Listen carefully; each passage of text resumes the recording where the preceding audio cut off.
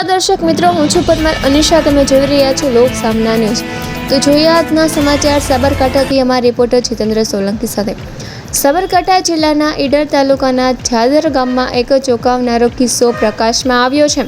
અહીં નિયમોને નેવે મૂકીને સરકારી કાઉન્ટર્સ તોડી પાડવામાં આવ્યા હોવાની ફરિયાદ ઉઠી છે.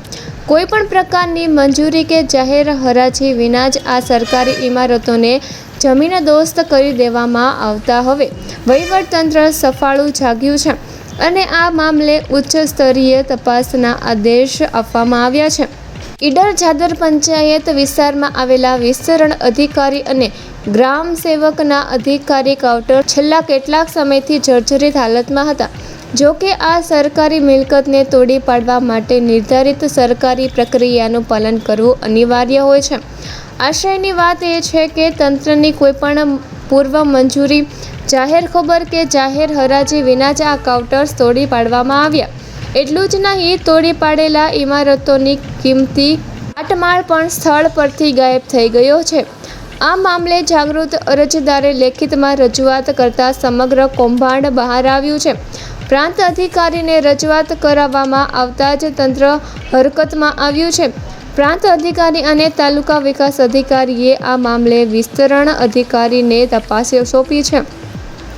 જાદરમાં ગ્રામ સેવકના જર્જરિત કાઉન્ટર તોડી પાડવામાં આવ્યા હોવાના મેસેજ કચેરીને મળ્યા છે.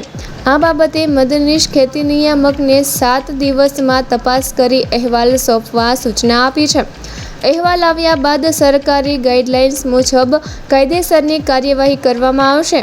સરકારી ઇમારતો તોડવા માટે PWDના અહેવાલથી લઈને હરાજી સુધીની લાંબી પ્રક્રિયા હોય છે. જાદરમાં કોના ઇશારે આ મકાનો તોડી પાડવામાં આવ્યા અને મુદ્દામાલ ક્યાં ગયો તે હવે તપાસનો વિષય બન્યો છે. સાબરકાંઠા જિલ્લાના ઈડર તાલુકાના જાદર ગામની અંદર જે ગ્રામસેવક શ્રીનો ક્વાર્ટર્સ ઘણા સમયથી જર્જરિત હાલતમાં હતું તેને કોઈક ઇસમો દ્વારા તોડી પાડવામાં આવેલ છે અથવા તૂટી ગયેલ છે તેવા મેસેજ અત્રેની કચેરીને મળ્યા છે.